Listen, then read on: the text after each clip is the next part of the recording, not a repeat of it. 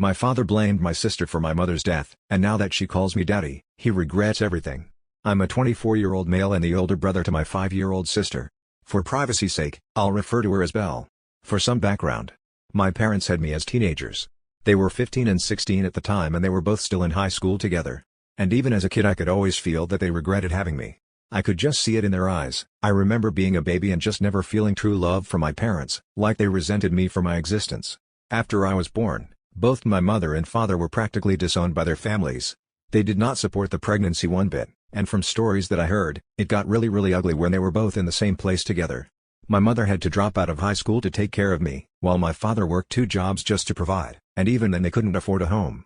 They lived with my mother's older sister until I was 9, and my father got his GED and managed to get a better job and move us out. Despite the fact our living situation was better, it was clear to me that they believed their lives were ruined because of me. My mom and dad always just seemed so depressed. They hates living paycheck to paycheck to support their ugly stupid little baby. Whenever I misbehaved like any normal child, they'd use the fact that they gave up their lives for me and I still had the audacity to behave like this. And even when I never misbehaved, they never treated me with much love. I barely got to get new clothing. I would wear the same clothing even though they had holes and people would make fun of me at school. They'd get my clothes from Goodwill and practically refuse to get me anything nice unless they had 2 birthdays, parties, meeting friends and their wedding. My birthdays were always celebrated with a bare minimum. They'd get me a cupcake and a single gift. Nothing that I wanted. Despite everything, I was still a child who just wanted their love. But as I grew older, I began to accept I wouldn't get it and made peace with that. I guess somewhere along the line, when my parents realized I gave up on them, as throughout my teen years, they, mainly my mother, began to treat me better. But at that point, I wasn't the child who begged for their love anymore. I never received the love of my parents. And I wasn't asking for it anymore. Although I can't say I kept hating them. In fact, I began to feel neutral towards them. In my eyes, we were practically strangers. I never got to know them truly, as they raised me with the bare minimum and never had any real conversations with me and never spent any quality time with me. They also knew nothing about me. So suddenly trying to play parents with me was awkward to say the least. When I was 18, my mother got pregnant. And I guess that was when they gave up on trying to fix things with me, as they could have a new child to start over with. They didn't treat me poorly again, but instead it felt like we were strangers living in the same home. When I turned 19, my mother gave birth to a girl, but due to some complications, she didn't end up surviving. This crushed my father. Not only did he begin to resent me for not being as sad as he was over her death, she was barely a mother to me. So there wasn't much to be sad over. But he also blamed his daughter for unaliving his wife. He was never home after the incident, and I was left taking care of my sister. I ended up having to take a break from college after the time I came home from my classes to my sister screaming with hunger in an unchanged diaper while my father was out drinking. I took care of Belle full-time and called out my father multiple times. But he always got angry and ended the convo with him saying, I could always leave Belle at the fire station. I eventually gave up on forcing him to be a father. Despite everything, I truly loved Belle. She was the sweetest and cutest kid. She was almost always smiley and surprisingly slept through the night. Once she was old enough, I enrolled her in daycare and continued my education while working night shifts. I always made sure to leave a good portion of afternoons empty so I could spend time with her. She always knew who her actual father was. And as she grew older, she began to try and spend time with him. I guess as she began to follow him around the house, of course, that quickly ended after he blew up on her and she began to fear him. I realized she saw me as a parental figure despite the fact she knew I was her brother. When she was old enough for preschool, I found out she was telling people I was her father. I never mentioned it to her and just let it be until she gave her Father's Day card she made in preschool to me. I beat the crap out of a pick-me girl and it felt so good. I'm a professional boxer. My husband has also been training in combat sports for over a decade. After we got together, he took me to his training gym, where I met his female training partner, who had been training with him for many years. She was the biggest pick-me I've seen in my life. On the first day, I stood quietly in a skirt, watching them train. She came over and warmly asked, "Why don't you train with us?" He likes girls who are into sports. I smiled and replied, "No thanks." During the training she constantly partnered with him and chatted with him during breaks. My husband, then boyfriend, ignored her and walked over to me, asking if I was bored waiting. I shook my head and told him that he looked really handsome while boxing. She followed us and put her arm around his shoulder, looking at me and saying, "We are all about violence, you probably don't like all this fighting and killing." She then positioned herself between me and my husband, turned away from me and started asking him some boxing technique questions. My husband was getting a bit annoyed at this point, but he didn't want to be rude, so he told her they could discuss it later after the break. She turned around, seeming to notice me for the first time, and said, "Ah, I see. You probably don't understand what we're talking about and find it boring, right?" I remained silent with a cold expression on my face. Later, my husband decided to change partners during the break. She exaggeratedly said to me, "Are you really jealous of this too? It's just a normal training process. We don't mind male or female partners. We've been training like this for over a decade. Don't be so petty." I was getting infuriated, but I couldn't find the right way to confront her. My husband noticed my upset and said he would stop training and go home.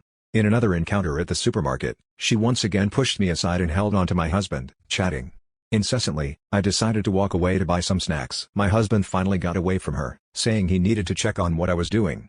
She followed him, saw the snacks in my hands, and exclaimed, "Oh, how can you eat such junk food? It's so unhealthy. We boxers have a strict discipline and never eat this stuff." I replied, "I love to eat what I like." Then she started messaging my husband from time to time. I was naturally angry and told my husband not to respond to her messages. He was quite helpless, saying, "She's asking me about training techniques. I can't just ignore her. We've known each other as teammates for so many years." Every time she saw me at the gym, she made a point to say, "We only talk about training in our messages, don't worry about it." During training she would cling to my husband, touching his shoulder and waist, using the excuse of correcting his training movements. My patience was nearly at its limit. Once when I accompanied my husband to the gym and changed into sportswear, intending to train with them, she started her act again. Since she'd been training at this gym for many years, she always led the warm-up exercises. She deliberately made the warm-up more difficult and intense than usual, making everyone exhausted. Gasping for breath, she ran over to me and proudly said, "This intensity is just ordinary for us. The actual training will be even tougher. It's normal for you to find it hard at the beginning. You'll get used to it with more practice." I smiled and replied, "I'm not tired. I just think this warm-up is not scientifically sound." She got angry and pulled my husband's arm saying, "She doesn't know anything but acts like she knows everything." My husband patted her arm down and said, "My girlfriend is a professional boxer." She looked confused and I said, "I also do boxing. Today I'll use one of your punching bags." She was surprised and excited, suggesting we spar in a real fight that day, but I didn't want to do that and told her I didn't feel like it. She began insulting me saying, "I get it. Most girls who do boxing just want to look good. They are timid and weak, afraid of real combat. Very few girls are like me, tough like a man, not afraid of getting hit. Ha ha ha." I got annoyed and decided to fight her to shut her up. I told her, "Fine, let's do it." She condescendingly said, "Don't worry, I'll take it easy on you."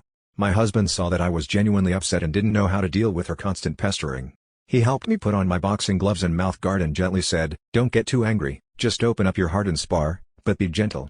When the fight started, she came at me like a mad woman throwing heavy punches. What happened to take it easy on me? I dodged and evaded, occasionally asking her, "Why are you so aggressive?" She ignored me and kept on attacking with full force. It was evident that she wanted to bully the weak. If I were a complete beginner, she would have beaten me badly. She had gone too far and I had had enough. I didn't want to engage with amateurs, lowering myself to their level or disregard martial principles. But when someone provokes continuously and tries to snatch my man, even animals have territorial disputes, let alone humans. So I stopped being defensive and started to counterattack. Although I didn't go all out, I did hit her hard enough to make it painful. She couldn't last a minute against me. My personality may be quiet, but I am a boxer. Martial artists should cultivate their moral character, and when faced with strength, they should respond with strength and be willing to challenge those stronger than themselves, rather than taking advantage of the weak. She had trained for a long time and thought she could bully others.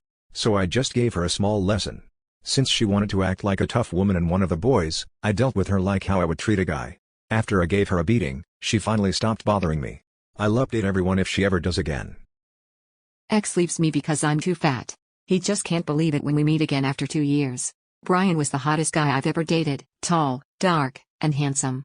We met each other in college. I couldn't explain why, but he asked me out and initiated the whole relationship. A little about me: I'm 5 feet 7 inches, 220 pounds at the time. No makeup, no hourglass figure. I probably smelled like curry and hot dog water. I liked comparing myself to a blobfish. That's why I was more than unsettled when this conventionally attractive man, Henry Cavill type, was determined to get together with me. But he was not only good looking, but also really sweet in character. He tried to cheer me up and gently and understandingly motivated me to change my lifestyle a bit. He was very active though. Instead of telling me to eat less crap like my last boyfriend did, he would come over every weekend and help me with meal prep. He motivated me to do sports with him, go for walks or lightweight training. I really believed that I had finally found the man who would give me positive encouragement and help me achieve goals that I didn't have enough discipline to reach on my own. Although Brian and I didn't have intimacy, that didn't bother me. Cuddling was enough for me. And even though I lost a few pounds after a year, I didn't feel comfortable posing naked before him. That didn't seem to bother him either. After a year, however, I noticed that he was changing. He grew impatient, harsh in tone. The routine formed over the past few months had been swept away. He came by less and less, and when I asked him for help because I wanted to learn new exercises, he snapped at me that there was no point anyway. During the conversation he got louder and louder. I asked him what I did wrong, and he yelled at me that I wasn't motivated enough, that he couldn't be with an ugly fat girlfriend, and that he left me. I was so shocked that I just asked him to leave my apartment. I then slipped into a deep depression. It was so bad that I sometimes couldn't even get out of the house. One of my college friends, Ivy, who had noticed that I was no longer on campus, finally stopped by to check on me. So I told her everything. So far, we've only had superficial contact. My real friends hadn't contacted me for weeks. Then Ivy told me she didn't know I was with Brian, because she had always seen him with other women. He went on dates at night and was currently dating a pretty blonde law student and part-time model. I showed her pictures and texts with him by Brian because I knew she didn't believe me. Ivy was absolutely shocked. What she told me finally brought me down. Why had he put up with me when he'd rather be with other women, more beautiful women? After a few days I pulled myself together and returned to the lectures, determined to confront Brian. I am 34 years old, autistic, obese, disabled, ugly, have low testosterone and a small PP. I weigh 407 pounds. I have numerous health issues and have been on several medications where weight gain is a side effect. I'm actually off some now and have lost almost 20 pounds in the past few months. I was born via C-section, so I have not even touched womanhood during birth. I've never touched a woman that wasn't my mother that I can recall. I have not so much as held a girl's hand or got a hug off a girl. I have never had a woman show any interest in me, romantic or otherwise. I don't have many friends anyway, and none of them are female. The few friends I do have are all online. I haven't seen my PP without using a mirror in probably 10 years, maybe longer. I actually haven't left my apartment in almost 9 months. I get my groceries delivered, pay my bills online, etc., so I really don't have much reason to leave. I have not spoken to another human being in person in probably 7 months now. I haven't exactly been keeping track. My parents are my only real family, but we never talk. I don't really blame anyone else for my problems or the way my life is. The sad thing is I actually prefer my life this way. Other people typically aren't very kind to me because of the way I look. Even if they don't say anything, I'll see people shake their heads, suppress laughter, or even point or take pictures occasionally. I'm definitely used to it by now, but it's definitely been getting to me more in recent years. I think when I turned 30 I realized that even if I lost weight, got out of my wheelchair, fixed my teeth and had a good shaven haircut, I still wouldn't look very good, so I just kind of gave up when the vid hit. I spend the vast majority of my time in solitude. Is a Pukali necklace. My job doesn't require me to talk to people very often. I barely talk to my online friends or anyone else. I spend most of my time reading. I'm definitely working on trying to step out of my comfort zone, and I want to leave the apartment, but I can't bring myself to pass the threshold of the door.